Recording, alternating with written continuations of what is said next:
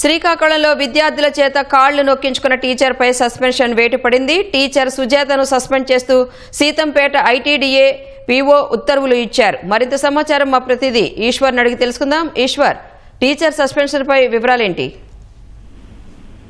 రాణి, ఇది శ్రీకాకుళం జిల్లాలో సంచలనంగా మారింది. కాకపోతే ఇది జరిగి శిక్షాపత్రంలోన ఈ టీచర్ ఈ భాగవతం జరిగినట్టు వెలుగులోకి రావలేదు.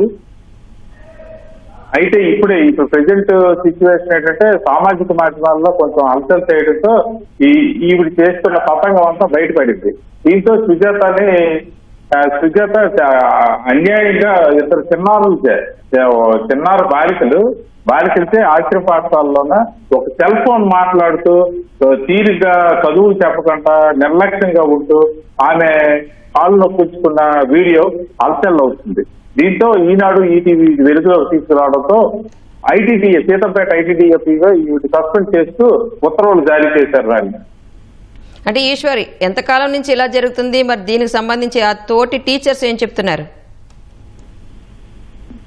ఈ మిలియాపుట్టి మండలం అనేది గిరిజన ప్రాంతంలో ఉన్న మండలం.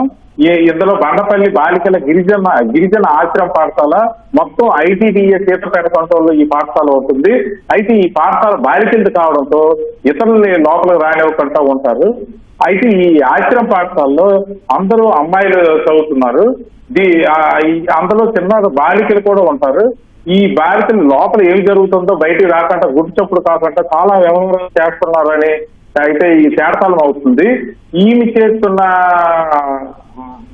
ఈ టీచరమ్మ చేస్తున్న తతంగం అంతా ఇప్పుడు బయటికి రావడంతో అందరూ ముక్కు మీద వేలు వేసుకుంటున్నారు. ఆయన అంటే ఈశ్వర్, వాళ్ళు చూస్తే చాలా చిన్నపిల్లల్లాగా ఉన్నారు. వాళ్ళతో అలా నొక్కించుకోవడం, అసలు ఆ విద్యార్థులు ఏం చెప్తున్నారు?